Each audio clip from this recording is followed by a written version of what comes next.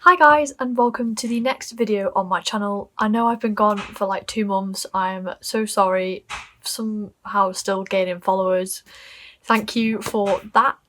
I've been really busy with my new job, but I've now found time to record and I'm back with another serial killer profile. I've also got a missing persons case planned for next week, so subscribe and hit the notification bell for more of that. As I mentioned, today's video is going to be a serial killer profile.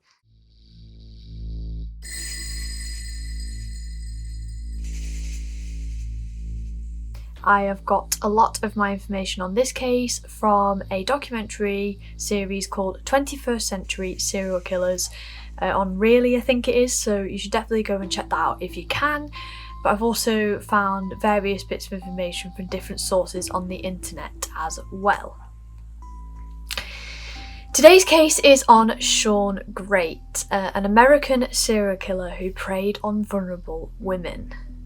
On the early morning of the 13th of September 2016, a frantic woman makes a hushed 911 phone call begging for police's help and saying that she had been abducted. The following clip is taken from this call.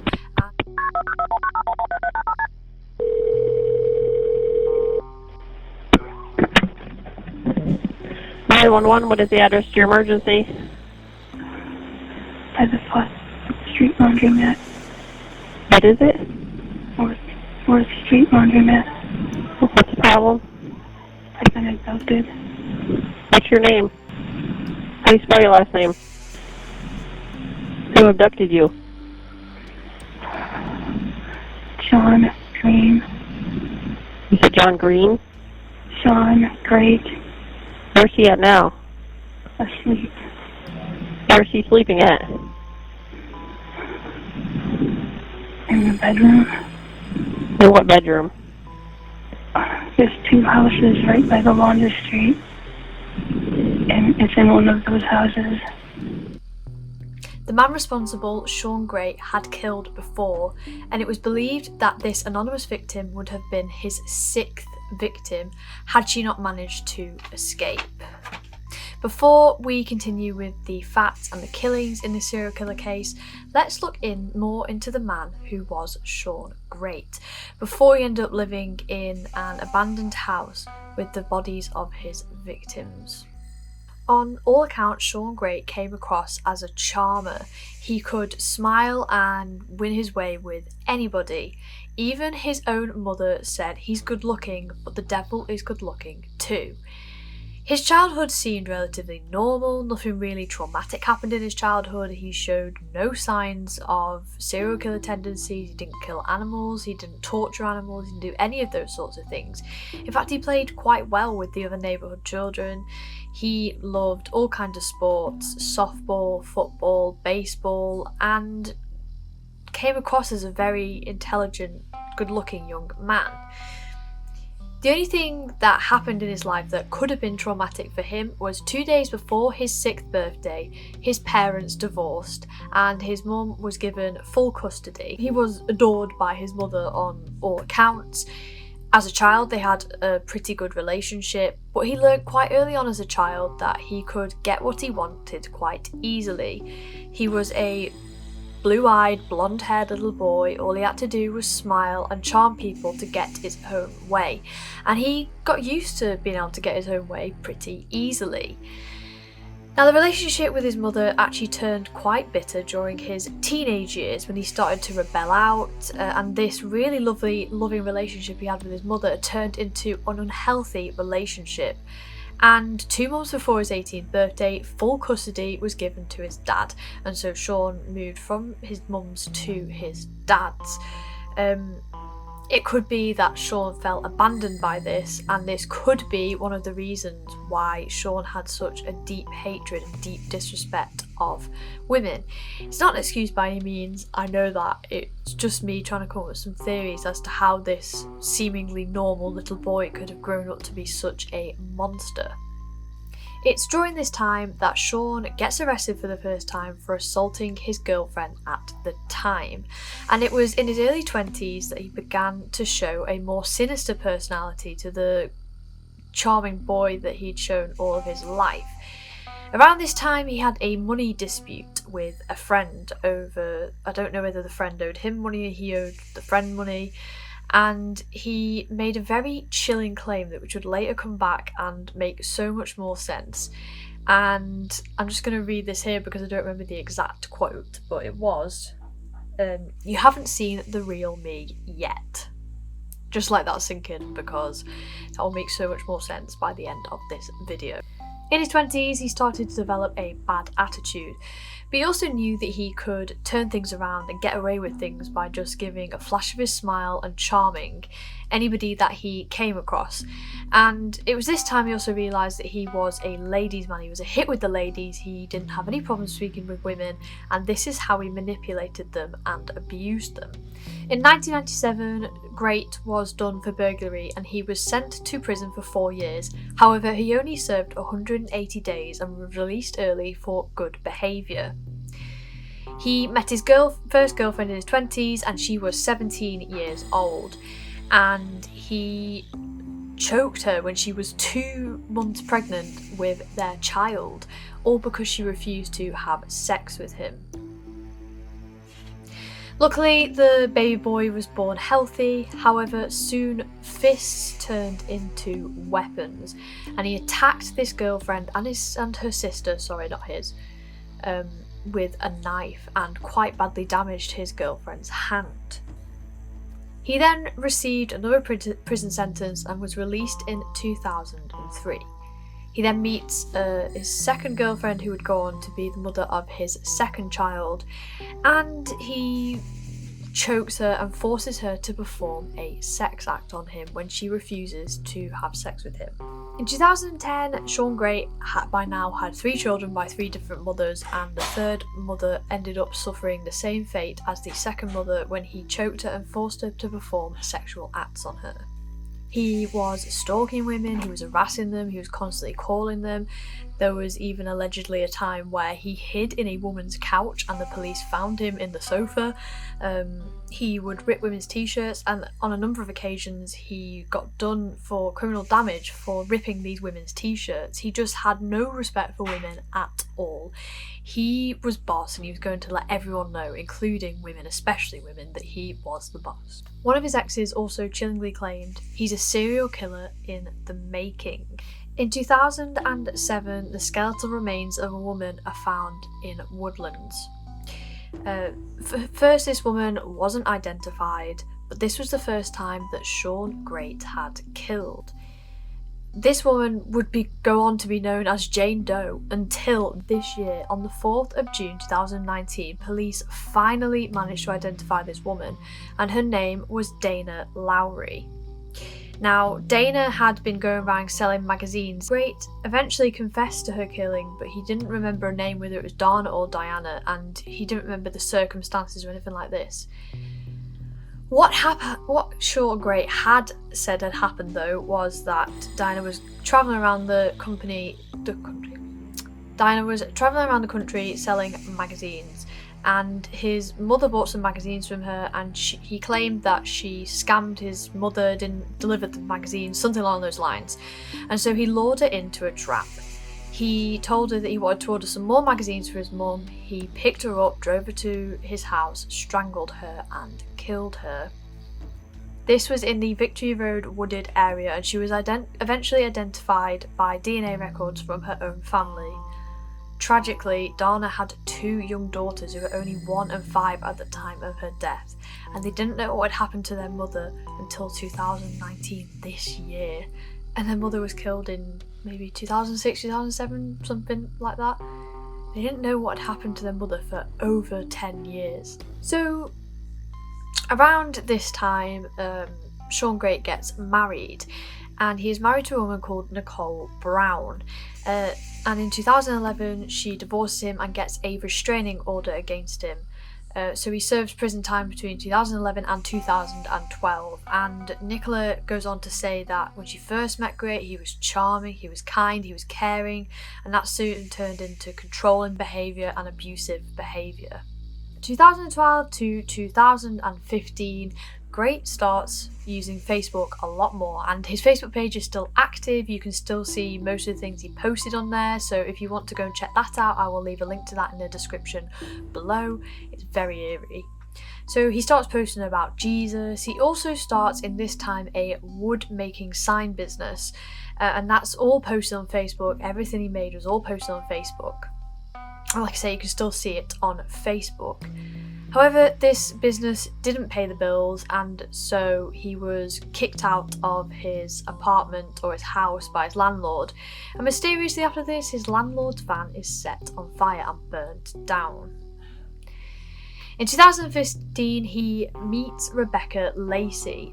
Some reports say that they were in a relationship and that they were at the pub at the time of this argument, and they fell out over $4 that apparently Rebecca had stolen from Grate. And after this argument, she was found dead on the street. However, there are some conflicting reports because Rebecca Lacey's own dad believes that she wasn't killed by Grate, despite the fact that he has confessed to this murder. He believes that she either died of a drug overdose or because she was a drug addict. Apparently she was a prostitute at the same time that Grate was a prostitute. I've not been able to confirm this, is just what her father has said. She believes that maybe she owed money to a drug lord and they got someone to kill her, but he doesn't believe that Grate killed her.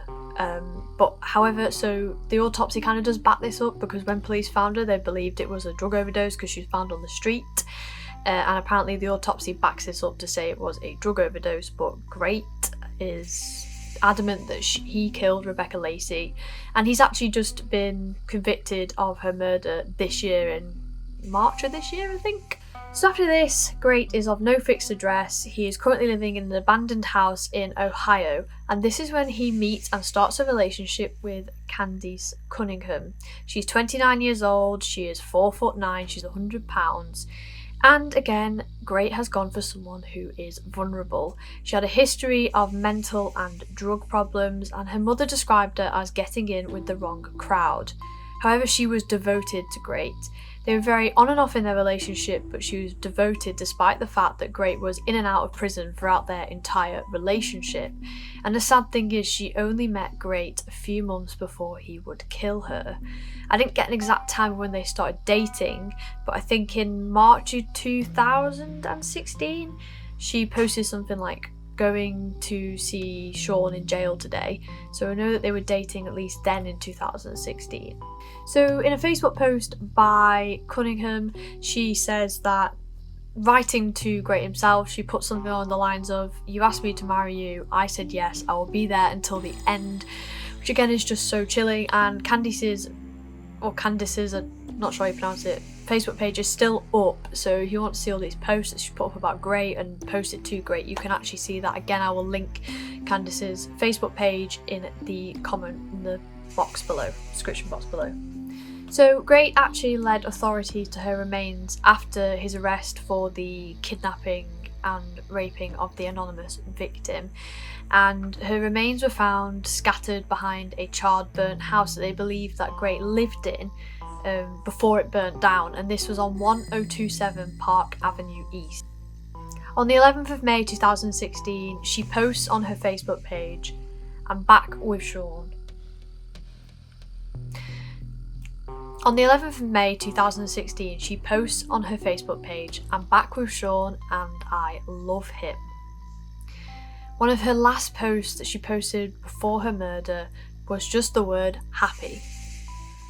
And after that, she was murdered by the man that made her happy. After this, Shawn Grate starts regularly attending a local church, and it's here that he meets the anonymous woman that we heard on the phone call earlier.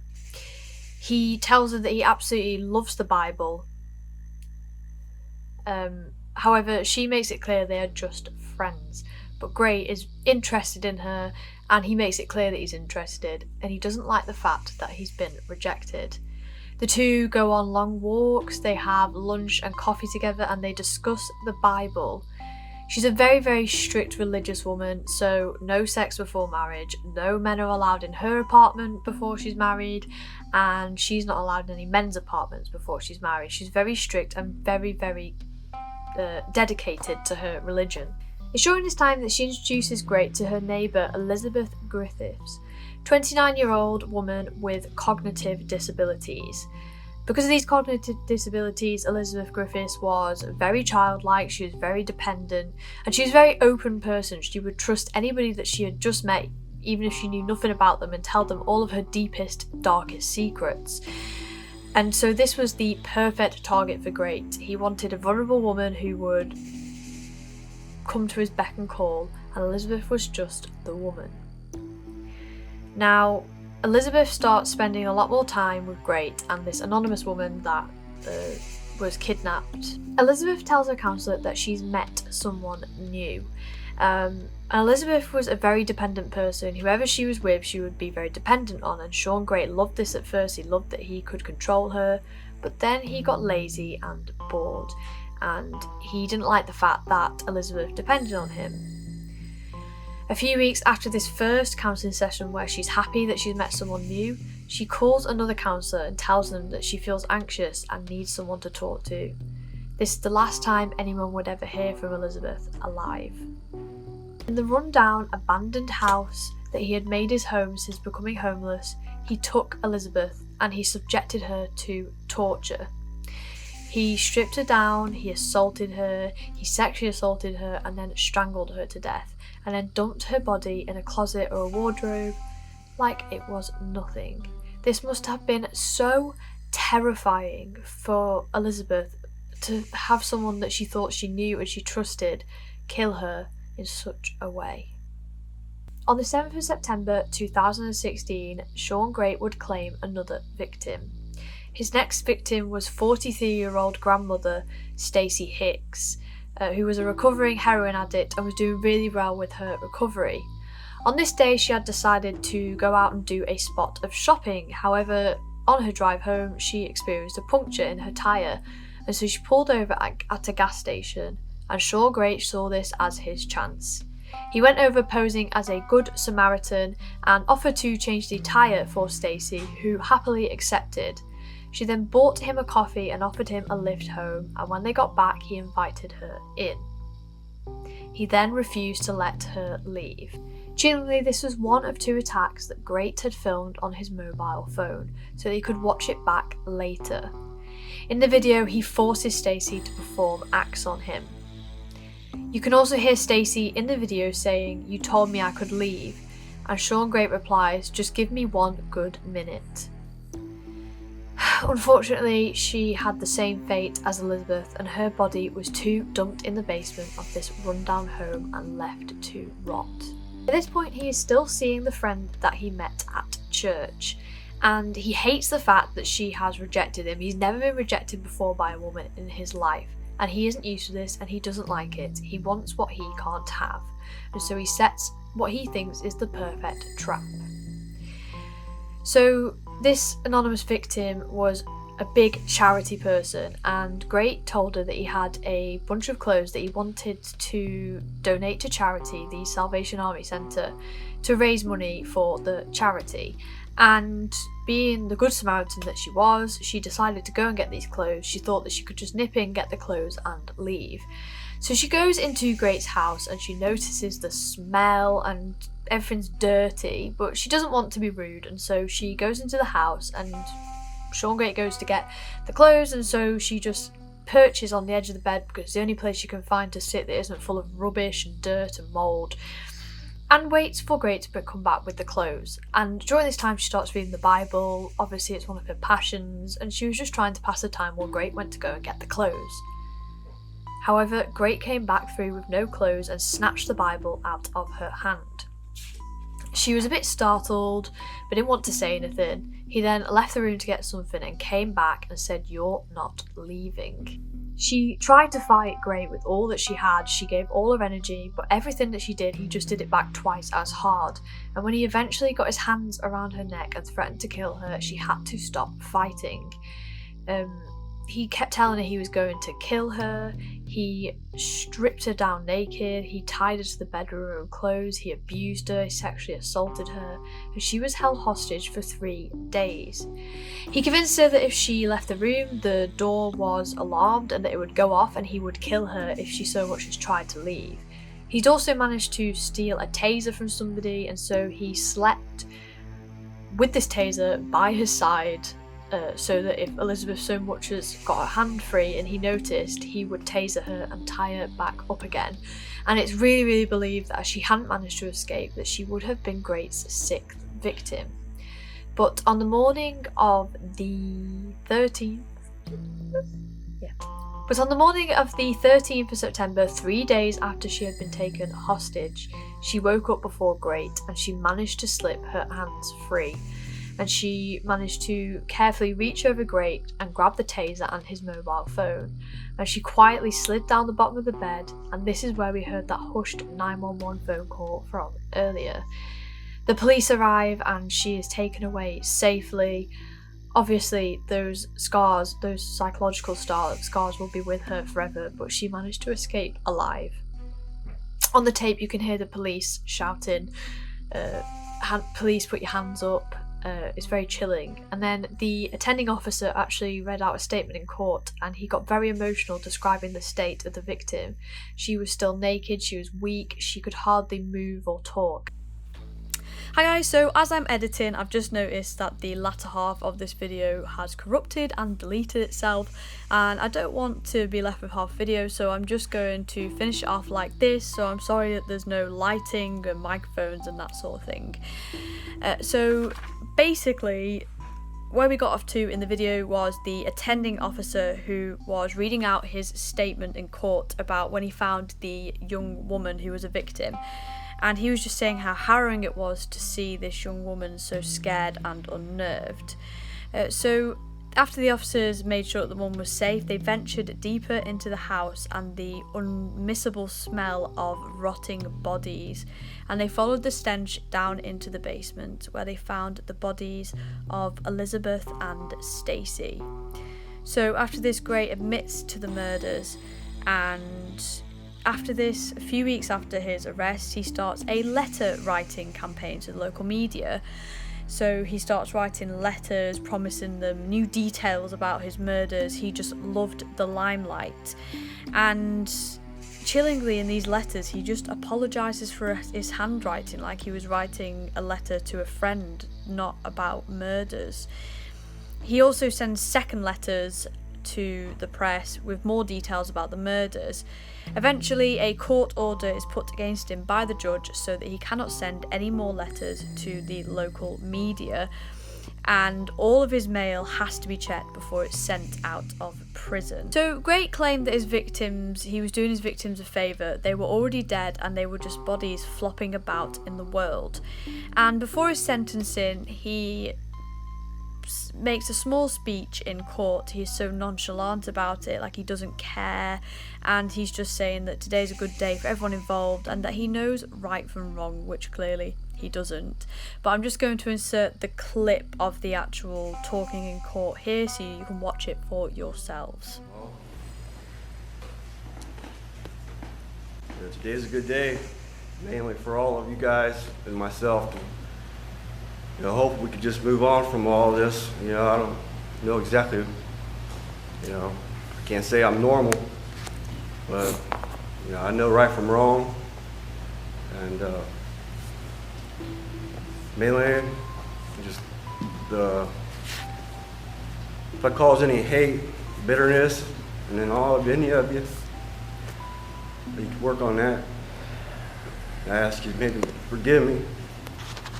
Find in your heart someday, I know not today, but someday, and just move on from this life, and may justice be served today. That's most important for Elizabeth, Stacy, and Lori. Thank you for all your time. And this mess, I'm sorry for all human beings to have to hear this, okay? Sorry. I can't change nothing. Believe me, I would. Not for me, but for you guys. Thank you. The trial began on the 9th of April 2018, and by the 7th of May 2018 he was found guilty and sentenced to death by lethal injection for the murders of Elizabeth and Stacy. And he's now serving a sentence in Ohio death row. In March of this year, 2019, he confessed and was found guilty to the murders of Candice and Rebecca. He also wants to speak to authorities in Marion County about the murder of Dana as well. In his latest court appearance, he apologised to the families. It just seemed a bit like a slap in the face, and obviously the families didn't forgive him. And Rebecca Lacey's father is still adamant that Grate didn't kill his daughter. So apparently a new trial is set for August at some point. I couldn't find anything online. I think a lot of that has to do with the fact that because I'm in Europe, I'm banned from a lot of American news sites. So if anybody knows anything and is watching this video about this newest trial, please comment down below. So that is today's case. I'm very sorry about the problems with the video. I'll try and find out what happened there, but I didn't want to leave half a video, so this is why you're looking at my mug right now. Clearly Shawn Grate loved the limelight and wants to extend his life basically, and I think in the documentary I watched they said it's a shame because he could have lived such a normal life and he decided not to, and because of this these women's lives were cut short. Thank you for watching today's video. Again, I'm really sorry about the problems with the recording.